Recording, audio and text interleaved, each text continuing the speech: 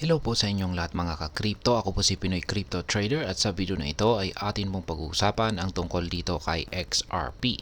Kung saan ang sabi rito ay XRP price on path to 0.70 breakout in September. Ayan, itong si XRP daw, ang kanyang presyo ay tinatahak daw po nito ang presyong 70 cents or 0.70. At kung yan ay magaganap daw ngayong paparating na buwan ng September. Ayan. Ayan po ang ating pag-uusapan dito sa video na ito, pero bago po tayo magpatuloy ay nais ko lamang po munang bigyang linaw ang aking disclaimer kung saan ang nilalaman po ng video na ito ay hindi po ito isang financial advice. For education and information purposes lamang po ang layunin nito. Maliban po dito ay nais ko na rin pong magbigay babala na wala pong kahit anumang group chat ang Pinoy Crypto Trader. Ayan, sa ating pagpapatuloy ay ang sabi po rito ay on-chain indicators suggest that bullish traders are preparing for a potential breakout, signaling the possibility of another upward move. Ayan, base raw po sa mga on-chain indicators ay nagpapakita raw po ito na ang mga bullish traders ay naghahanda na raw po sa isang posibleng breakout. Ayan, at yung breakout na ito ay nagbibigay po ito ng sinyales na posibleng itong si XRP ay makakaranas po. Ayan, makakaranas na naman ng isang matinding pag-angat sa kanyang presyo.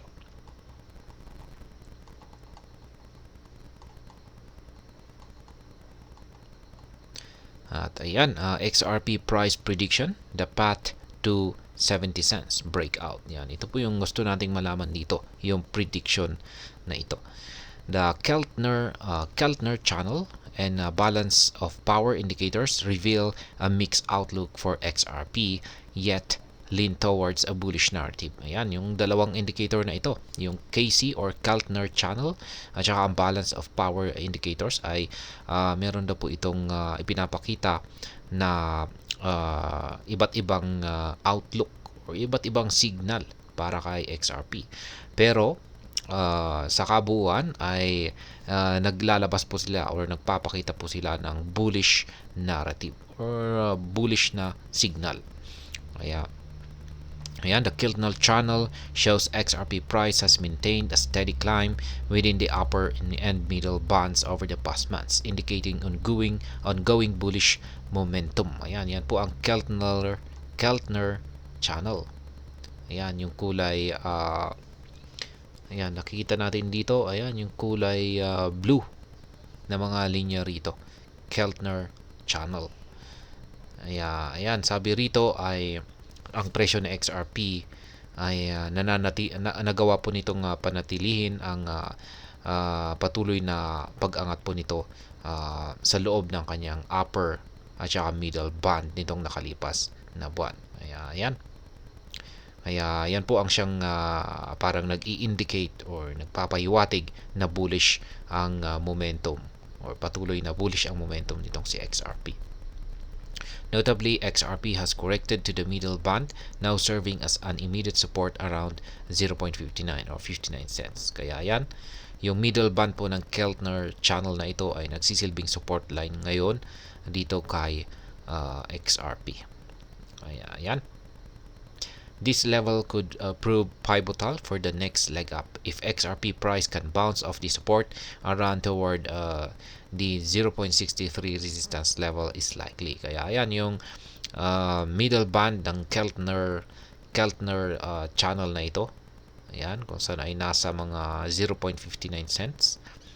Ayan, 0.59 or 59 cents ay yan, kung mananatili raw po ito at hindi ito mababasag ay sabi rito ay posibleng umangat po si XRP sa presyong 63 cents na sunod na isang resistance level. Pero yan, ang nangyari po kay XRP, kung napanood po ninyo yung aking technical analysis kanina, ay bumagsak po siya. Ayan. Hindi po nagawang kayanin ng support natin napigilan yung pagbagsak ni XRP. Kaya ayan, nabasag po yung mga support line natin, kaya panoorin na lamang po ninyo yung aking naging technical analysis kanina kay XRP. Breaching this threshold could set the stage for a rally towards the 70 cents mark, where the upper band of the Keltner channel lies. Kaya yan, kung mababasag naman daw po yung resistance dito na 63 cents, ay ito raw po yung siyang magre-resulta sa rally ni XRP para akyatin niya ang presyong 70 cents or 0.70. At yan naman po ay nakatapat sa upper band ng Keltner channel. However, should XRP fail to defend the 0.59 support, it could test the next key support at 0.55. Ayan. Sa tingin, nabasag po itong 0.59 support kanina lamang. Ayan. At ngayon, yung sunod po na support natin ay nasa 55 cents. Ayan. While the overall trend remains bullish, investors should watch these critical levels closely as the XRP price navigates towards the anticipated 70 cents breakout. Ayan. Maski bumagsak po sa mga support level na ito, ang presyo ng XRP ay ang overall trend pa rin natin dito ay XRP ay nananatili pa rin daw pong bullish. Kaya yan.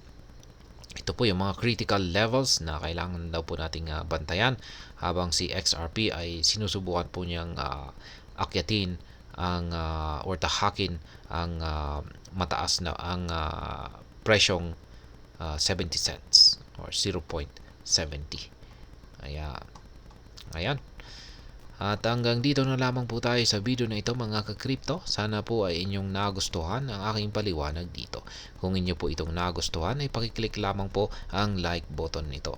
Para naman po sa mga bago lamang dito, kayo po ay aking inaanyayahan para mag-subscribe. Pakiclick na rin po ang bell icon nito dahil ito po ang siya magsisilbing notification nito sa mga bago kong videos na akin pong ina-upload sa aking YouTube channel na ito. Marami pong salamat sa panonood. Ingat po tayo lagi at God bless po sa ating lahat.